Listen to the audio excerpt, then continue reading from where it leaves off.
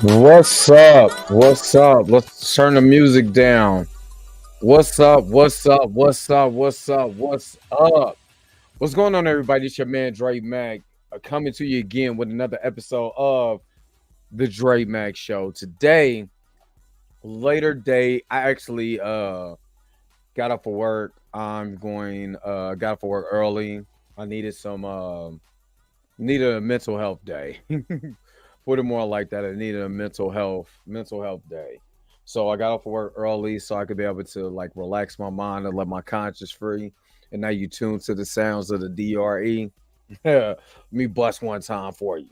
Not for real. Back in the day, I did. Where you think this music comes from? You know, your boy put in them lyrics back in the day. You know what I mean? But yeah, today in this live stream, I'm trying to do things in the morning. I'm going to do a live stream in the morning at 7 o'clock. I am going to do that, but I'm not going to lie to you. I'm trying to get my schedule back together. I've been working hard. I've been tired. You know what I'm saying? Physically and mentally. You know what I mean? This time. You know what I mean? So I'm trying to give y'all, going back to the mornings and doing videos, doing live streams or whatever. But man, trying to just get my body back right. You know what I'm saying? So I'm not as tired for working and all of that. But you know what I mean? So actually not this morning because I'm doing this now, but on Thursday or going into Friday, I'm gonna talk about Loki. Yeah, tomorrow morning, not today because it's after midnight Central Time. But going into Friday, for Friday morning for me, I'm going to talk about Loki. You know what I'm saying? Saturday, I'll talk about Jim V and Chucky. You know how we do. You know what I mean? So hopefully you guys are happy. Hopefully you guys are healthy. You know what I'm saying? Don't forget to give the video a thumbs up, please. If you're watching this on a replay, don't forget to give the video a thumbs up, thumbs up, thumbs up, thumbs up. Today, I'm going to talk about why a Marvel reboot is necessary. I know that I was in the comment section on my last video, and I seen some interesting, thoughts, and I'm not the one that talking about take away from anybody's thoughts. So I love the thoughts in the comment section, but I did want to kind of talk about why this is a necessity. But before I even get there, the real question is,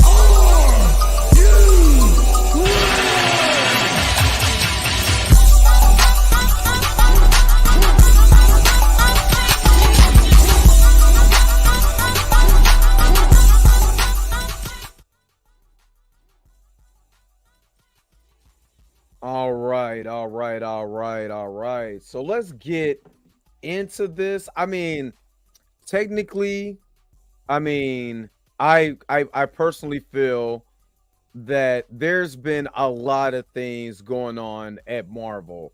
And some of it's been for the good, some of it is not been for the good. A lot of people are stuck on the first 10 years of Marvel. You know what I mean? And I get that. And I get that you got, like, oh, this is the best thing, the first 10 years, that's the best, the first 30 some odd films, which is good, and then I seen one of the commenters in the comment section say, well, Marvel died after Endgame, which I don't believe. Not to take away from that person's thoughts, but I do have a rebuttal for that. Give me a second. So when I'm looking at the state of the MCU, right?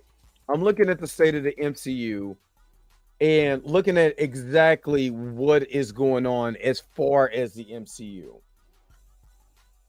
A lot of what I've talked about in the last couple of live streams is true. What happened was Marvel oversaturated the market. That's what happened. And then when you don't have proper competition, as much as I love the boys, that's not proper competition for Marvel. Marvel's biggest rival was dropping the ball at almost at every turn with their movies. You know, lack of direction, trying to catch up with Marvel, all of that. And it's kind of like what people, I'm a wrestling fan. So it's kind of like what people talk about with wrestling. You know, you got to have competition in the wrestling business. What's up, D Stizzle was in the house. What's going on, brother? You got to do it like in the wrestling business. The height of WWE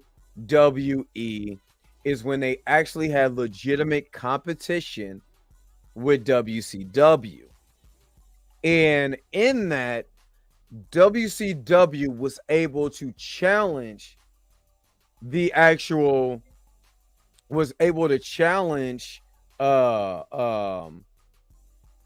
hold on real quick, because I'm getting a phone call real quick.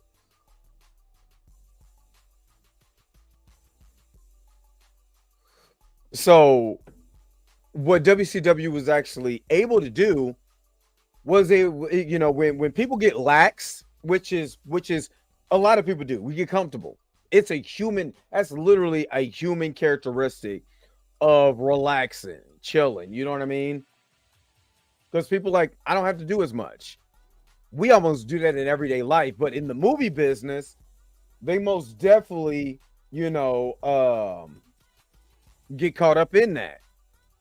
You know what I mean? They get caught up into, I don't have to do as much, and then you have, especially in the movie business, you have the executives. The executives are saying, well, if this formula is working, right? The MCU, all we got to do is slap, the name on it, and it'll sell. Now, it'll sell, we'll make money. I won't say that. I won't go that far. I won't go. That's DC. DC is WCW when Vince Russo was running it, because it just became a clown show. Let's be real. Warner Brothers discovered, this is why Warner Brothers kept getting tossed around and getting bought out by this and bought out by that and all of that.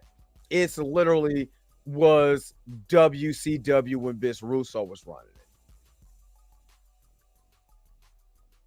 The way the MCU started to turn is, I always call it what Master P did, the no limit effect. They started to oversaturate the market with just their product and no one else's product. No, DC is not ECW. DC is WCW, and it was good, and then it went downhill. Let's be to me. But let me get off my thought. Let me go back to my thought. So, what Bob Chapek thought he could do was that we could just print money. So, with Chadwick Boseman before he died, because I want to make the emphasis on that. Before he died, they were like, we don't have to pay Chadwick Boseman, even though he made us $1.3 billion on this franchise. That, and along with the crew, Ryan Coogler, Nate Moore, all of that. Even though they made this amount of money, we don't have to pay Chadwick, anything. Now, Chadwick was signed to like a 5-movie deal. The culmination would have been Wakanda Forever, because he came in Captain America Civil War, that led into Black Panther, Infinity War, Endgame. Black Panther Wakanda Forever would have been his last movie. And there was already rumblings of them replacing Chadwick Boseman with Letitia Wright Shuri, just because they did it in the comics. But they didn't want to pay him either. And I believe if Brother Chadwick was still alive, Kevin Feige, not Bob Chapek, Kevin Feige seen him as the new leader of the Avengers, like he did in Avengers number 87, leading the Avengers scene in Secret Origins. I mean, that's actually Jungle Action number I think it's 8, I believe. 87, Avengers 87 and Jungle Action, I think number 8 is the same comic book. It is. It's actually the same book. It's 87 is a reprint. of Jungle Action number 8, I believe. I believe it's 8, but don't get me wrong. So they felt that I could be able to have Chadwick cover this franchise, but the head executives, like we talked about with Halle Berry, had tried to have people follow for the banana in the tailpipe. So you lose your star, right, which is Chadwick. You gotta bring the Brinks truck up to pay Robert Downey Jr. to stay. My man Chris Evans feels like, hey, Cap's story is told. I'm done. I'm done. Unless it's something spectacular that I need to come back, there's no reason for me to come back, right? Because you got these guys where they were okay, but they weren't hot. They wasn't scorching hot like what the MCU did. The MCU rebooted, Robert Downey Jr.'s career. Robert Downey Jr. was an insurance risk when he signed on for Marvel. He was coming out of jail. He had a lot of substance abuse problems. And thank God he changed his life. He's the epitome of what it looks like when you want to make a change in your life. It's just an amazing story, actually. I'm a big fan. Been a fan of Robert Downey Jr. since Weird Science. You know what I mean? So when you have those particular things going on, and you made the B roster household names. If anybody's a big comic book fan, we all know that your main team, the biggest team at Marvel, is the X-Men, then the Fantastic Four, then the Avengers. But since you didn't have the Fantastic Four, you didn't have the X-Men, you had to do what you got. And they brought very good storytelling in the first 10 years. It was paced out. You had anticipation. And shout out to Chillmonger, for the interview. I think it's Shameless Reviews, I believe, that he had on, and they had this conversation that I watched. But you had this pacing. And you had this expectation. What's going to happen next? We're leading up to the big bad. Movies like Captain Marvel made over $1 billion. You know what I mean? Made $1 billion. And, they thought they could just print. Everybody wants some of the MCU. Let's print it. Let's just, we're going to have these 3 divisions. We're going to have our cosmic. We're going to have our street with cosmic space. We're going to have our street level. And then we're going to have our magical division. Yeah, that's cool. They have that in the comics. At the same time, they can be able to tell the story of that in the comics because it's in print. And it's easier to be able to get that type of storytelling out when you're doing that, right? And the executives at Marvel Disney was like, I don't care nothing about that. Let's get any IP you can. Let's see what sticks. Falcon and the Winter Soldier. Good show. Secondary characters, right? Then you have WandaVision, which is still a secondary character. But she's kind of like in that 1A secondary character. She doesn't have a sidekick. So you can tell her story. She's not a side like Bucky and Falcon will both start off as sidekicks. Wanda is more a little bit different story because she started as villain and part of the X-Men. Is she a mutant? Is she not a mutant? There's story to tell. So that's good. You have Loki, who is the god of mischief, and they basically just told a what if story with him. But with Tom Hiddleston being so much of a tremendous, phenomenal actor, right?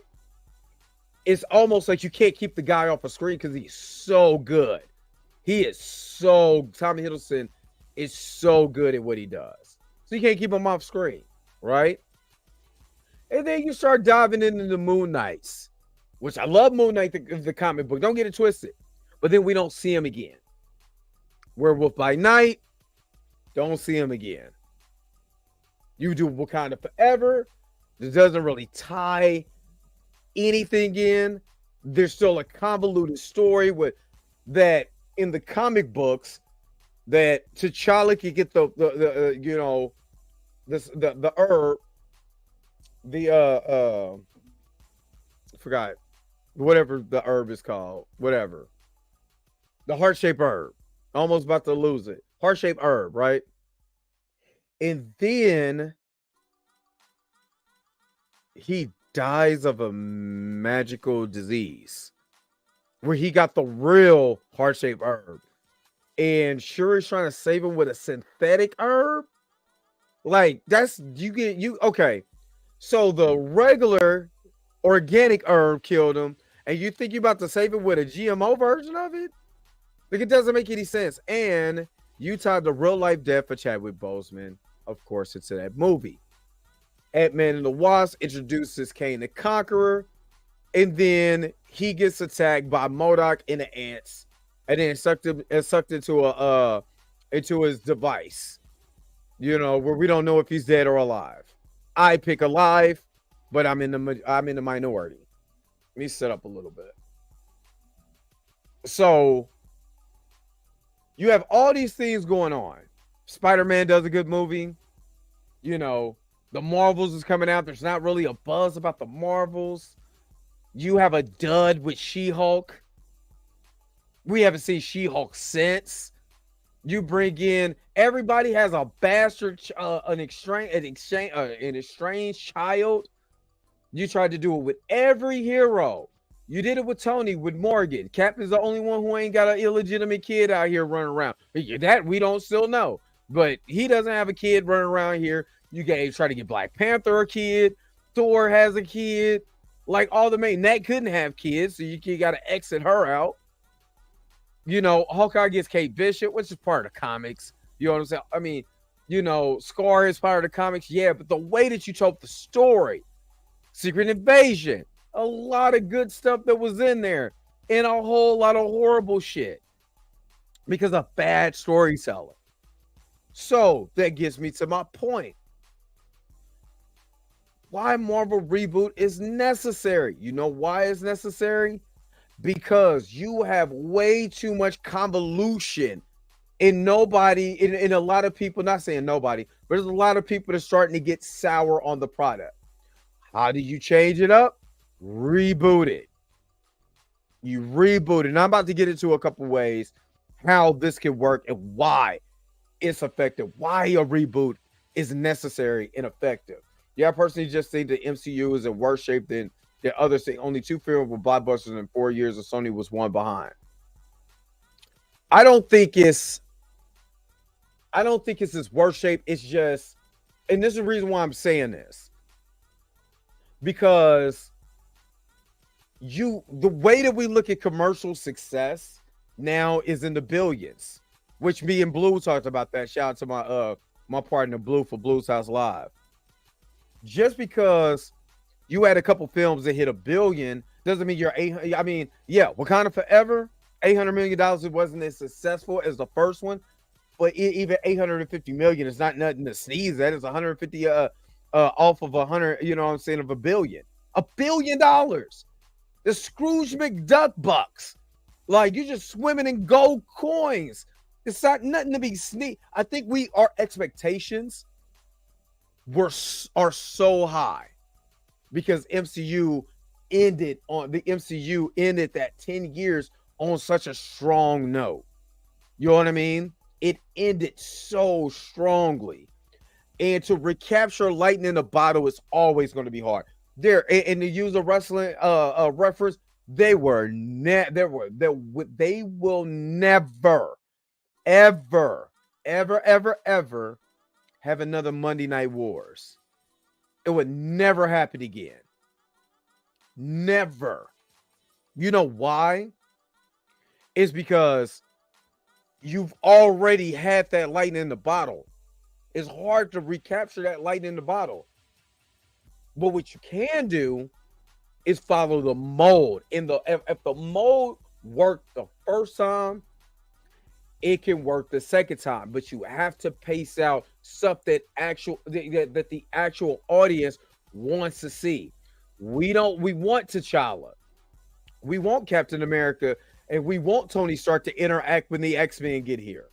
We want to see what's in our comics. Direction storylines gives fans a real reason to care again. Directionless storylines give fans, yeah. So this is how a Marvel reboot, in my eyes, can go, and why that this is very vital and very necessary. In the comics, after the end of the Ultimate Universe, right? Actually, it's the end of the whole entire universe, if I'm not mistaken, because Franklin Richards was with Galactus, and he created the universe inside of his hand. No, was he with Galactus? I think he was. No, he started creating the universe in his room, I believe. But I mean, Franklin Richards, you have to introduce Fantastic Four to be able to have Franklin Richards. But let's say they even do that. They don't do the Franklin Richards thing. You know what I'm saying? They just boom, incursion, and then now they wake up and it's a brand new universe. Let's just say they don't do the Franklin Richards thing, which I think they should. I think they should be able to introduce Fantastic Four with Franklin Richards, with the kids. You know what I mean? Because they already mentioned the 838 universe has kids.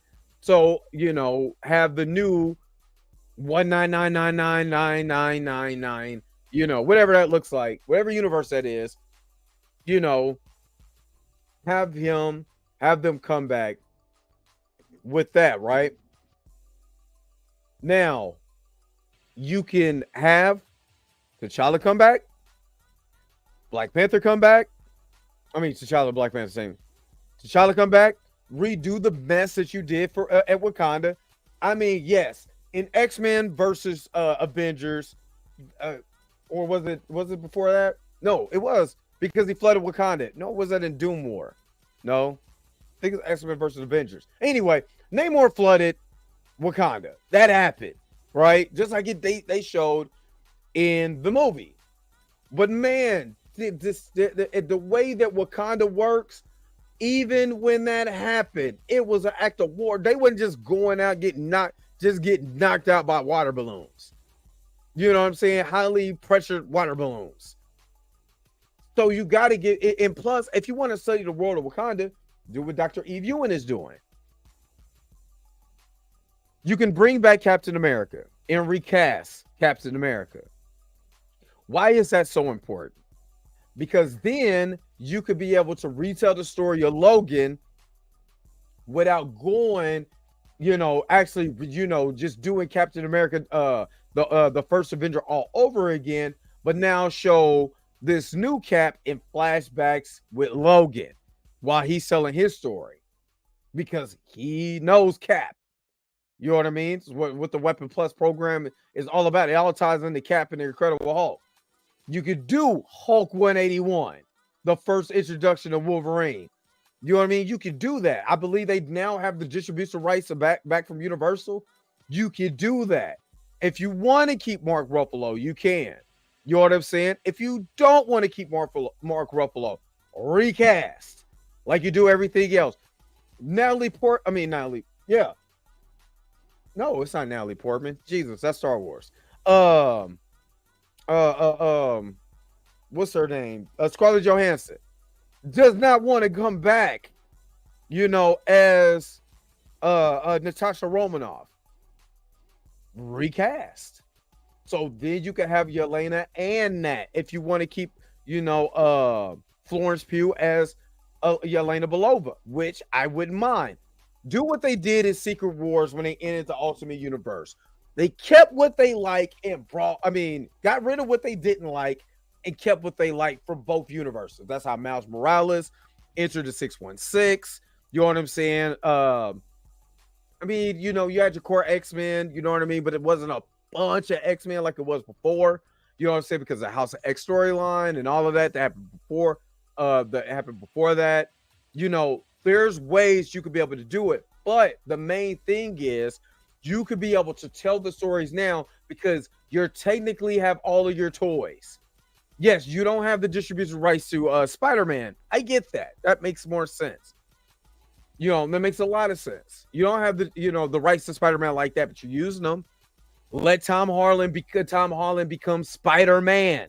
We already seen him as Spider Kid. Now you can see him as Spider-Man.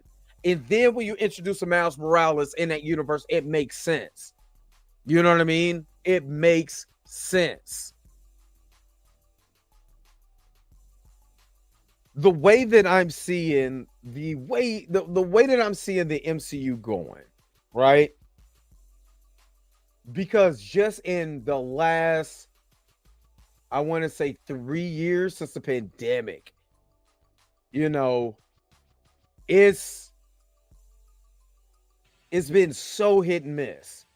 And again, I would say there's a lot of good, there's a lot of bad, and there's a lot of indifferent. And to me, if you could find something that you like, I would say build off of that. Who do you want to build this new MCU once you get into Secret Wars? Who do you build it with? Follow me on this. Yeah, Logan and Canada fighting Hulk and Wendigo would be dope. Would be super dope. I'd be super excited about that. So you ask yourself this question. Who do you build the MCU around? I'll give you an example. Somebody that you was already trying to build the MCU around. First, you got to look at T'Challa. And you have to do T'Challa right. You have to do T'Challa right. No stereotypes. No baby mamas. None of that. No love child over in Haiti named Tucson. No, stop that. Don't do that. Have him be the king that we all know he can be, and retell the story from scratch. Retell that story from scratch. Number 2, you have the X-Men. We're talking about the future of Marvel. Black Panther, and they just did this with the Ultimates because it's perfect. Black Panther, the X-Men, Spider-Man. That should be the MCU moving forward. Why is that so important? Why those comics important? Well, let me tell you. Black Panther as a franchise already proved with the lead with T'Challa that you can make a lot of money. People gonna show up and show out for that movie. Already been proven. Right? So you do a variant version. And then what you do is do like they did in the 1610 universe, shut that sumbitch down and move him over to the 616. That's how you do that. Simple, easy, done.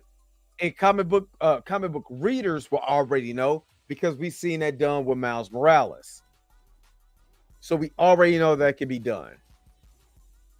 Now, the X-Men done right. Let me reiterate. Done right. That means you have to put respect on Storm and Cyclops. You have to put respect, especially Storm.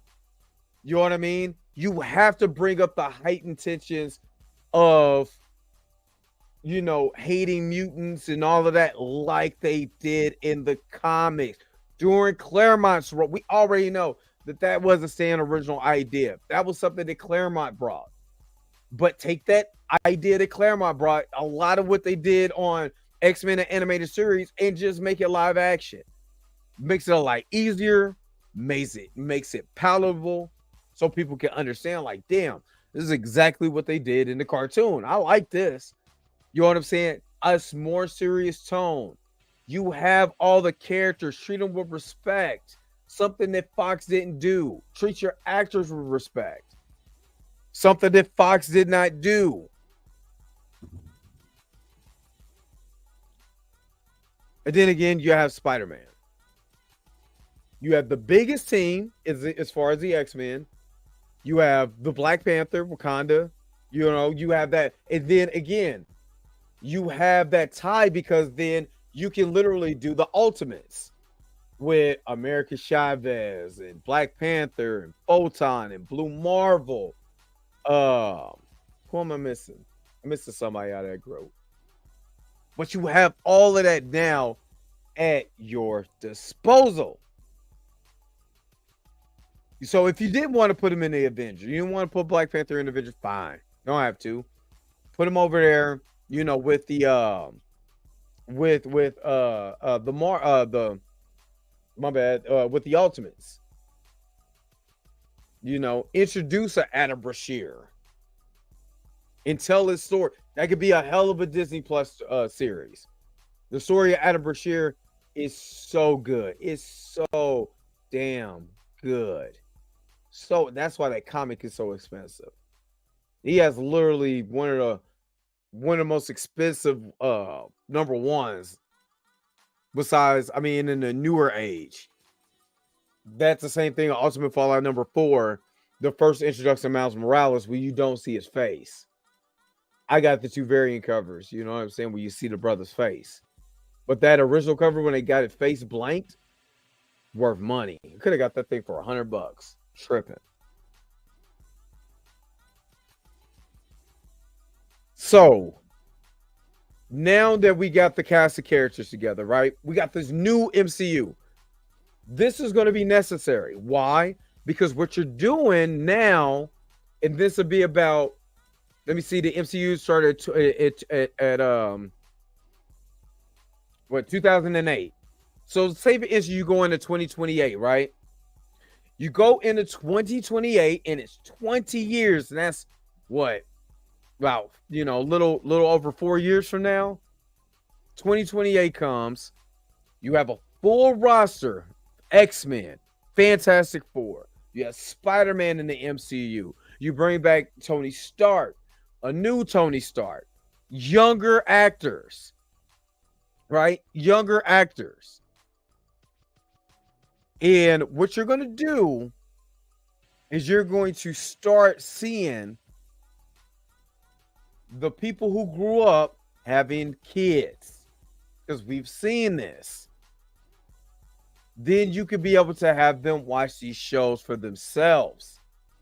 It's not the first day. They had a live action Spider-Man back in the day. You had Spider-Man and his Super Friends, and then you had Spider-Man Secret Wars, and then you had I think another Spider-Man show, Spider-Man on Fox. This thing continues to grow. And that's how you could do it in the MCU. Because if you want the competition that DC is getting ready to do, you have to get on board now. Start to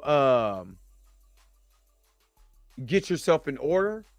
And the only way that happens is a reboot. That's why it's so necessary. I believe James Gunn took a lot of the blueprints from Marvel, and he's going to start something phenomenal in DC, something that hasn't been done in forever. And that's a direction in great storytelling. Not hard. So that's why I believe that a Marvel reboot is not a full, you don't have to do a full reboot. Do a soft reboot. Do kind of like what they did on Flashpoint. You wake up, everything's back to normal, but you're in a new universe. It's simple. But again, Dr. Benedict Cumberbatch is another person you could build, you could build your new MCU out of. And I believe that that's the reason why Bob Iger came back. They canceled Daredevil and revamped Daredevil. I don't know what that means for Echo. I don't know what that means for Wonder Man. Hopefully they dumped that. I did hear a rumor that they dumped that, but I'm not for sure. Yeah. Start all the way over. Matter of fact, your T'Challa is sitting right Sign in Marvel right now. Let's get something done. All right, this your man Dre Mac. I just wanted to tell you just why I believe a Marvel reboot is necessary. And what do you guys think? Do you think a Marvel reboot is necessary? Do you just want them to you don't care? You want them to fail? You want somebody else to take the reins? Tell me in the comment section below. You let me know kind of what you think in this situation. Yo, the sign is real simple, B. It says wrap it up. Wrap that shit up, B.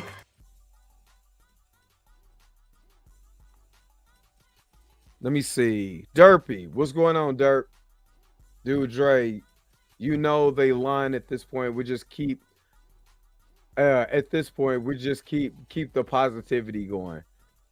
Hey, are you saying line as far as a reboot? Because the sources that it's coming out of says very, very reliable. But again, it's the only way that I see, especially if you're talking about incursions. You're doing brand timelines. You got incursions going on in Doctor Strange. Trust me, you can do once you do Secret Wars, the start of a new thing anyway. That's what Secret Wars is all about. And I believe they put Secret Wars on there so it makes more sense why the X-Men are now in this new universe. They were there in this new universe the whole time. So that's the way I look at it. But I believe a Marvel reboot is necessary. Again, what do you guys think? Don't forget to like, share, and subscribe. Don't forget to hit the bell notification so you never, ever miss one of my videos ever again. All right. I'm going to get out of here. Peace and vibe hard, y'all. Y'all take it easy. Have a good rest of your night. Where is my outro at? I need to let my forehead get some rest. Wait a minute. You're telling me the video's over? What? Huh. Okay, I guess so. If you have came to this portion of the video, thank you so very much for sticking to the end. Don't forget to like, share, and subscribe. Don't forget to hit that little bell notification so you never miss one of my videos. And if you really want to, you don't got to, go ahead and follow the social media links that's down below. Until next time, I'll let you guys later. Peace and vibe higher, y'all. Y'all take care of yourself.